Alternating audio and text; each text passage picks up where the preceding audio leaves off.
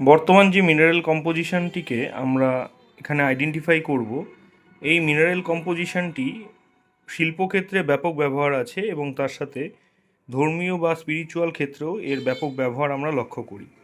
মূলত আমরা যদি কোনো টর্চকে বা সাদা আলোকে এই মিনারেলের কাছে নিয়ে আসি, তাহলে এরকম কাচিক দ্যুতি আমরা লক্ষ্য করব।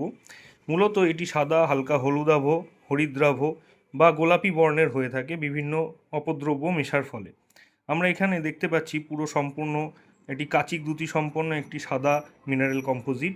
এর মধ্যে প্রচুর এরকম সাদা সাদা আমরা লম্বা লম্বা দাগ দেখতে পাবো। এই লম্বা লম্বা দাগগুলো এলে পারেই বুঝতে হবে এই মিনারেলটি আর কিছুই নয়, জিপসাম। এবং এর মোহস্কেলিক রেটিং 1 থেকে 2-এর মধ্যে থাকে। মূলত 1.5 থেকে 2-এর মধ্যে বা 2.8-এর মধ্যে এর মোহস্কেলিক রেটিং এসে থাকে।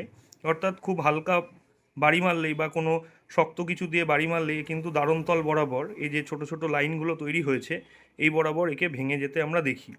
এই ধরনের মিনারেল কম্পোজিশনগুলো আমরা বিভিন্ন পার্বত্য অঞ্চলের জলাশয়ের কাছে বা আমরা যদি কোনো নদী শিলাগুলোকে ভালোভাবে লক্ষ্য করি, তাহলে এই ধরনের জিপসামকে আমরা পেয়ে যাই। মূলত এই ধরনের জিপসাম স্পিরিচুয়াল ক্ষেত্রে ব্যবহার হলে তাকে আমরা সেলেনাইট বা সেলেনাইট প্লেট হিসেবে দেখি। এটা মূলত সেলেনাইট প্লেট। এছাড়া তোমরা বিভিন্ন ধরনের পার্বত্য এলাকায় যদি ঘোরাঘুরি করো, তাহলেও একে কিন্তু খুব সহজে আমাদের ভারতবর্ষে পাবে। মূলত ব্রাজিল, আমেরিকা, বিশেষ করে মেক্সিকো বা আর্জেন্টিনা, এই সমস্ত অঞ্চলে একে ব্যাপকভাবে উত্তোলন করা হয়। সুতরাং সমগ্র যে উপাদানগুলি আমার কাছে রয়েছে, এগুলি আর কিছুই নয়, আমাদের সেলেনাইট পাথর বা সেলেনাইট প্লেট হিসেবে ব্যবহৃত মিনারেল জিপসাম, যেটাকে আমরা ব্যাপকভাবে ব্যবহার করে থাকি বর্তমান যুগে।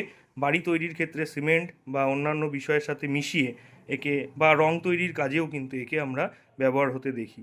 বর্তমানে বিভিন্ন ধরনের কেমিক্যাল ফাউন্ডেশন বানানোর ক্ষেত্রেও আমরা সেলেনাইট বা জিপসামকে ব্যবহার হতে দেখছি। ধন্যবাদ।